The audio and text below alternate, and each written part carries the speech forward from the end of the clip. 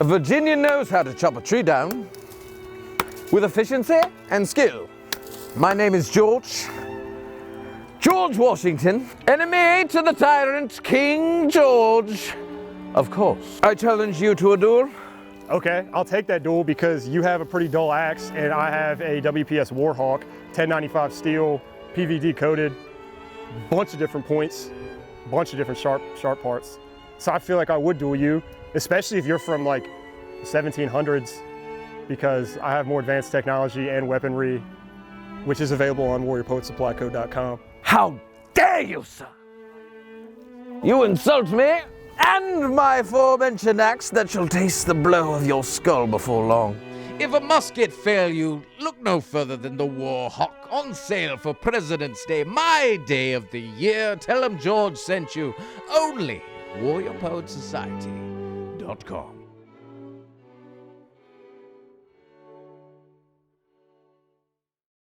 All right, hey guys, welcome back.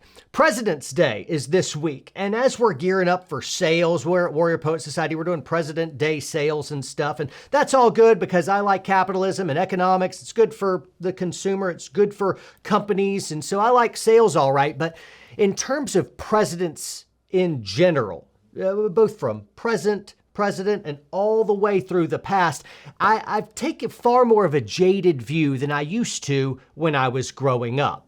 So I'm going to kind of set the stage for a historian and a best-selling author, Stephen Mansfield, who will be joining us. So we're going to learn a good bit about past presidents, and he's going to really speak to where I'm coming from. But before we meet Stephen and really jump into the thrust of this video where we're all learning together, I wanted to say, when I started off as a kid, I'd learned about presidents. And they were these bigger-than-life figures, and they were good men, and they were great men, and it was my job as a little kid to learn them in order and different facts about them and chopping down cherry trees and freeing the slaves, and that was all well and good. But as I grew up, I'd learned that, hey, these men weren't all these beacons of moral perfection that perhaps I just tacitly believed. Instead, what I found is there's scandals. And so maybe I went to a point where, okay, not all presidents are good. Most were pretty good, but there were some diabolical kind of skeletons in the closet, so to speak. And then as time went by even more, it kind of flip-flopped, and now I feel like most of them were corrupt with scandals and stuff. And then there were a few that were really good and dare say even great men. But I'm jaded when it comes to presidents, right? And so on that note, I invite my friend, Stephen Mansfield, to join us. Stephen, thanks so much for joining us. Man, it's great to be back with you, John. Thank you so much. Yeah, fantastic. Well, hey, you've written a good bit on past presidents. What are some of the books that you've written on past presidents? I've written The Faith of George W. Bush, one of my biggest sellers. I've written Lincoln's Battle with God. I also wrote a book that a lot of conservatives joke about, The Faith of Barack Obama. They say it must be my shortest book, but they're having fun with that. I've written on, in other books, Lincoln and Jefferson. So spent a lot of time on American presidents. Well, fantastic. Well, you just heard kind of my evolution on how my just general attitude and temperament with past and present presidents. Could you kind of speak to that and help us as well understand how a historian approaches this versus like a political commentator or someone else like that, or just someone out there? How are you approaching this as a historian, and what would you say to my general attitude? Well, I share some of your attitude, and I don't think there ought to be a President's Day. In fact, there wasn't originally. Originally, it was a day dedicated to George Washington or Abraham Lincoln, two men I can easily honor. But it later, because we didn't want to just honor a few presidents, we wanted to honor all of them, Congress changed it to President's Day. But having a President's Day is like having a CEO's Day or an NFL quarterback day. Not all of them are going to be good. Not all of them are going to be worthy of honor. So right. I can honor Washington and I can honor Lincoln, but there are other presidents I can't honor. And I think that being forced into President's Day is a little bit of DC political jockeying that doesn't serve us well. Yep, we're just coming off Valentine's Day, and my wife and I, we're romantic throughout the year, but Valentine's Day, it feels like something thrust upon us by companies and Hallmark, whatever, and so we just don't really do it. We'll do like a date, and somewhere during the meal we'll be like, hey, happy Valentine's Day. President's Day kind of has that feel, that vibe as well. It's kind of like, if there's a good sale, I'll go shop and do that, but other than that, not really doing much for me there. Hey, on the whole, a president, just any general president over time, how do you look at a president? Because you're going to know a lot more I know some scandals and stuff. You know far more. Are these men exceptional? Are they good? Are they great? Just on average, what would you say? On average, I would say that the United States has been blessed with exceptional leaders. If you and I, we're not going to do it now, but if we did a survey of all the presidents one at a time, we would be impressed by how most of them were really exceptional people. And I believe God gave us the right people at the right time for the most part. We look back, we understand the circumstances, we understand their times. I think we would be grateful for the people who were placed there. Now, there were definitely idiots. There were definitely immoral people. There were definitely people we are almost ashamed of. But for the most part, the United States has been blessed with exceptional presidents who did exceptional things, people who were exceptional men in their fields before they got into office and certainly made their mark in office. And I think we can be grateful for 85% of them. 85%. Wow, that's far higher than I would get. Who are some of the heroes for you? Maybe top 3 and bottom 3 for you. My favorite president is Theodore Roosevelt. Roosevelt was first of all a man who had to overcome serious personal challenges, physical challenges in his life. He was beset with asthma that almost killed him. His father told him he would have to remake himself, overcoming this asthma. That process made him an exceptional man. He then suffered the death of his wife and his mother in the same house on the same day. And that sent him into years of grief that he fought out on the Badlands out in the Dakota territories as a cowboy for many years, as people know. He just became an exceptional man through suffering and hardship. And I think he led this country well. I think he made smart decisions. I think he positioned us for later victories. And I think his character is exemplary. Plus, by the way, he was an amazing writer. People ought to read his writings. So he was a war hero, all the things we look for. But he's my number 1. I think George Washington's my number 2. George Washington did rescue this country. He was the father of this country. He did set standards of character that shaped us for generations afterwards.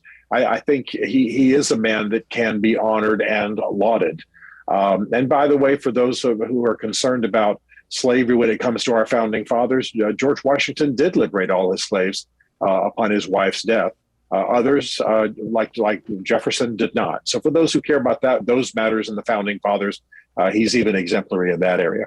And I would have to say probably my 3rd is Lincoln. Lincoln, a deeply flawed man, suffered depression his whole life, almost killed himself in his youth. People said that he dripped melancholy as he walked, had suffered a lot of deaths, and he too became an exceptional man through the things that he suffered. But I do think he kept this country together. I do think he set a vision for the nation. I think the Gettysburg Address redefined the country in a direction that wasn't really there in the original documents, but has served us well. So those 3 men are probably my top 3. My bottom 3, this is going to be controversial. I would have to say that Andrew Johnson, right after Lincoln, was one of our worst presidents. He was rarely sober, scandal-ridden, didn't do well at all. Pretty horrible. Oh gosh, it's now you start getting into cutting things. I don't like to hurt people. Everyone's offended by everything anyway. You might as well just plunge in and just say whatever you want. I've kind of arrived there. I'm like, you'll hate me no matter what. I get it. Unsubscribe. You're awful. You said one thing I didn't didn't agree with. Everything else has been great for years, John, and now I'm bouncing. Screw you. I'm like, just say whatever you want, man. Everyone's made of glass. We're all fragile. Say the thing. Oh, you're kind. You're kind. I will have to say that if President Biden continues in his remaining years the way he's begun this first year, he will be amongst our worst presidents. And that's not just me as a conservative bashing somebody who's on the other side. Just absolutely factually, he will end up being in the worst amongst American presidents, without question. And oh gosh, there's a lot of different, lot of guys I would have to question. Hoover did not do that well in office. I liked him. He didn't do that well in office. Who would I choose? Probably Wilson. Yeah, Woodrow Wilson. He was terrible. That's controversial for a lot of people, but Wilson was a pretty bad president. Had a stroke during his office, and probably his wife finished his term for him. But nevertheless, he was just an internationalist who did a lot of damage, quite frankly. He was also, by the way, probably the most strident racist we've ever had.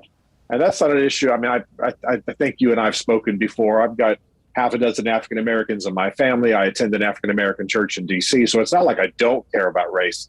I don't think it should be the primary thing in our latter presidents.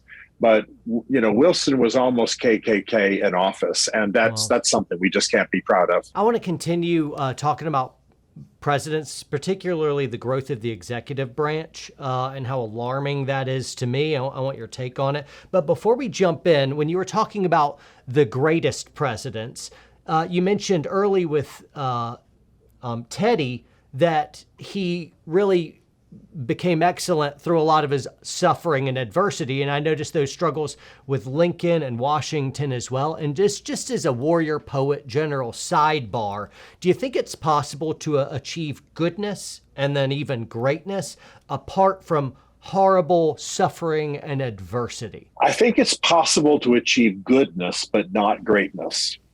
I don't think that's a distinction without a difference. You can be good because you're committed to a noble moral code. You can be good because you have a desire to please God, or there are other motivations. Greatness, real greatness, seems to be possible only at the price of great suffering. I really can't name for you a great leader on the world stage, just moving it beyond American history for a moment, who didn't suffer. Churchill suffered horribly. Others suffered horribly. So there's something about sufferings, the way it weans us from the petty, the way it gives us a darker view, suffering through those dark nights of the soul, learning how to inspire ourselves so we don't, commit suicide, quite literally, finding the means of inspiration, finding mining the valley so we can reach the mountaintops, all of those phrases that we use. I don't know of a leader who is great who didn't suffer greatly. Yeah. And so that encourages me because, all of us will suffer. I like the Philo of Alexandria quote, the famous Philo of Alexandria quote, "Be kind, for everyone you meet is fighting a great battle." I believe that everyone is fighting a great battle. Everybody has suffering in their lives. So to think of the great as having overcome suffering and learning from them how to do it, is inspirational to me. It encourages me in my own life. That's good. But if we don't suffer well, you don't grow from it. And so then you're just suffering pointlessly. Anyway, there's my little muse there. No, and I think that's a good point. I think that we, I may be speaking too much as a Christian here, but I believe that we've got to have an attitude that suffering comes into our life to make us better. And if we just have the attitude we sometimes see in the crass bumper sticker, blank happens, S word happens, as though random things happen and you can't do anything. Well, that just means you're just a victim. You're just laying back and letting hard things roll over you. But so I don't mean to preach, but my point is that I think from Lincoln, I think from Roosevelt, I think from Washington, outside of American history, Churchill, we learned the redemptive value of suffering, and I think it's valuable for us. No, and I get that you're kind of almost you're speaking to your natural biases, like you're conservative, you're a Christian. You're also a renowned historian and best-selling author many times over. You're a speaker. You're got a PhD. You know a lot of stuff, but there'll be folks that jump in the comments and be like, this guy is biased. And I was thinking about this in the drive into the office today, knowing that people are going to come to you of like that. Get someone who isn't biased. I'm like, there's no one that's not biased. Everyone has bias. You can't possibly escape. It's the psychologist fallacy that I'm a blank slate and I'm capable of non-bias. Like a scientist, a microscope has no bias, but eyes that look through it always have bias. Everyone's got bias. And I really wanted you to speak from how you really see the world, you know? And so don't apologize for that. I don't know that you but I'll stop. say what you think, bro. And I got your back. If somebody shreds you in the comments, I probably won't get to all the comments. But if I see one, I'll be like, nah, man, he's awesome. This guy rocks. So protect me, John. Protect me. I can't. The trolls, they just accost me. They come in mass. It's like a zombie apocalypse of trolls coming at us in the comments. We can't do anything about it. All right, hey, let's move on to the growth of the executive branch. And this is something extremely alarming to me. I know in Washington's day, the executive branch commanded, just a couple hundred kind of officers. And today, I don't know where we're at, but it's somewhere between 2 to 4 million employees. And so the meteoric growth of that is very alarming. And all these different agencies of Department of Justice, Department of Energy, Department of Defense, I mean, you got the IRS, you got the CDC, you got all these different things. And to make matters worse, there's like these czars that have been appointed that wield just almost unchecked, unfathomable power in these different agencies. You got our intelligence agency, like FBI is right there. All this just coming up under the executive branch, and they all have their own SWAT teams and gun carrying folks, and it's just a massive amount of power going to the executive branch. And I think if our founders could see that, they would shriek in horror and say, what are you doing? But then again, I'm no historian and you are. So what do you say to growth of the executive branch? Is it alarming to you? What would the founders say? Is this extremely dangerous or is it a necessary thing? What do you think? Yeah, I couldn't agree with you more. And I'm speaking as a historian. The founding fathers would be horrified by the deformity of our federal government, the deformities within it. As you well know, the founding fathers wanted Congress to be the primary branch of government. In fact, the Supreme Court originally was it met in a room in the basement of Congress. That'll give you a sense of its priority. They were just there to help Congress know whether something was constitutional or not. The presidency was the executive branch. It was to execute the laws and execute the federal government, make sure it worked. But Congress made the decisions. Congress ruled. Well, we obviously are in a dysfunctional state right now. We now have what I would call an imperial presidency, not just Mr. Biden, but I mean, these days, the growth of the presidency is absurd. What a president can do by executive order would have been thought absolutely criminal by the founding fathers. And the dysfunctions of Congress today, the fact that they can't do anything. I mean, just today we were hearing in the news, for example, that if Congress can't pull itself together to decide sanctions against Russia in the possible invasion of the Ukraine. Well, they keep running up against these dysfunctions, and therefore the presidency gets larger and larger. And presidents in both parties, by the way, thus use executive orders to get things done because Congress is dysfunctional. And of course, that also leads to the fact the Supreme Court has far more power than was ever intended originally, too. So you're exactly right. It is something we ought to be angry about, but beyond anger, we ought to start reeling in the power of the presidency, fixing the dysfunctions of Congress, and getting the federal government back into the functional containers it was meant to be in. So I'd heard one historian talk about this, that if you could, and I wanted to hear your sentiments. It's not as much on the executive branch. It's more aiming at the judicial branch. But while I have you here, I remembered this. I had the curiosity before we get back to presidents. And that's if you could take one of the founding fathers, transport them, Bill and Ted's Excellent Adventure style, right into here and now, and just say, here, behold our government.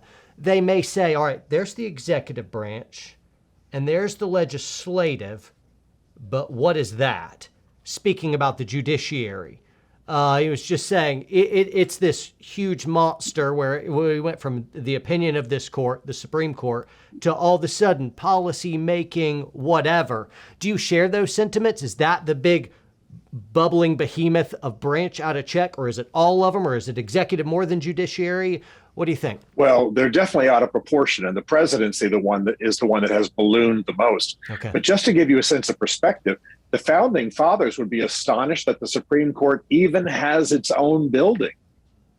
In other words, the Supreme Court was simply meant to determine the constitutionality, for the most part, of congressional lawmaking.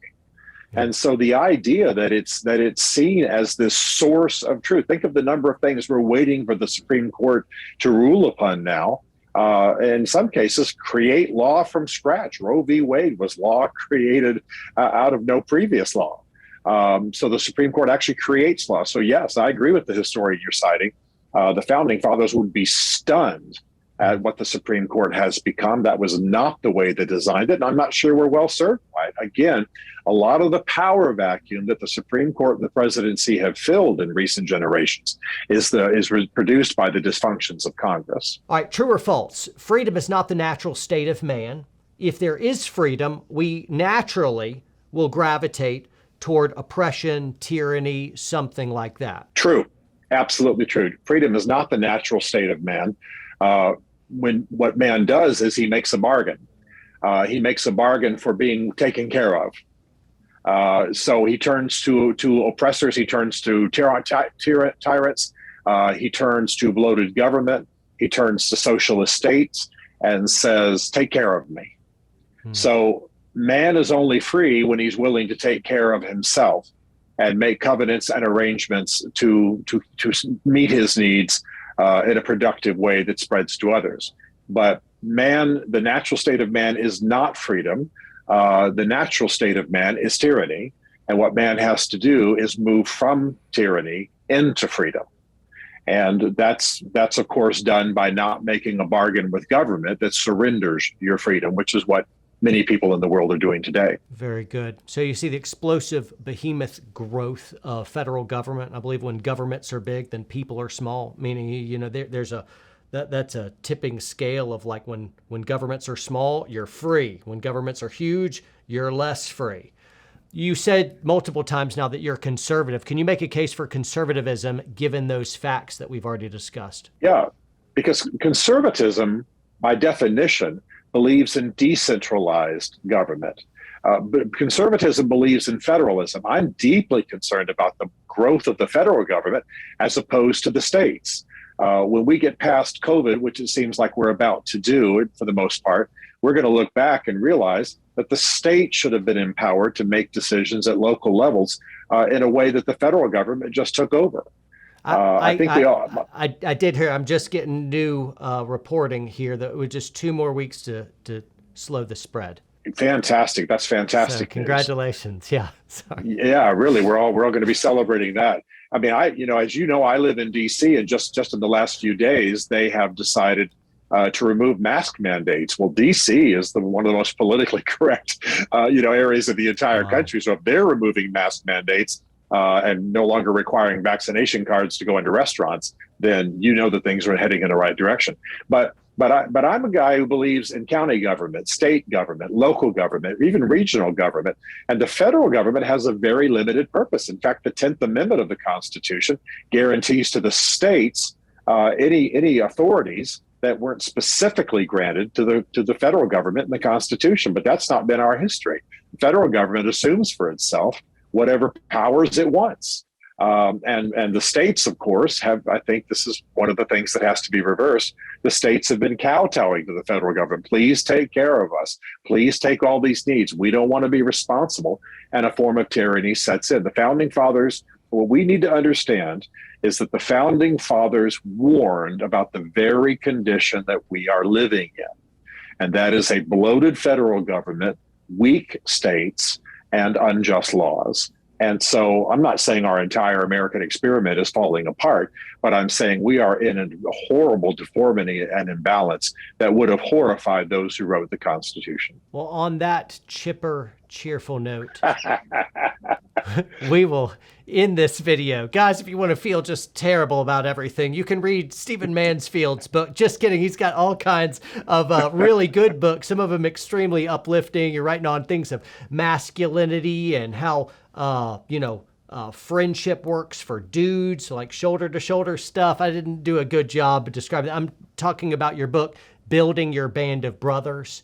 And yes. There's Man on Fire, Mansfield's book of Manly Men. You write about all kinds of stuff. Churchill bio, which is cool. And so I do encourage you guys to jump down below this video in the description and check out some of his books. Read, it'll make you better than all the time-wasting activities that we're doing constantly. Yeah, guys, I do encourage you to really be thinkers today. If you're lovers of freedom and of mankind, and you want to preserve our former way of life, to be able to get involved in local governments, as Stephen was encouraging us to do, read, and don't be afraid to speak out your opinion, even if it's unpopular, because we can't afford to be apathetic anymore.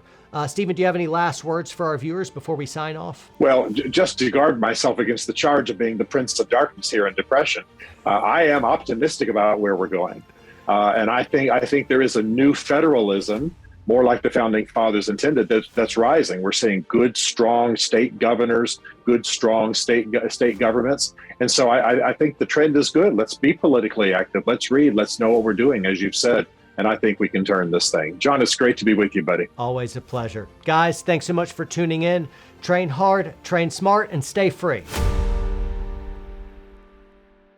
SHOT Show 2022 is on.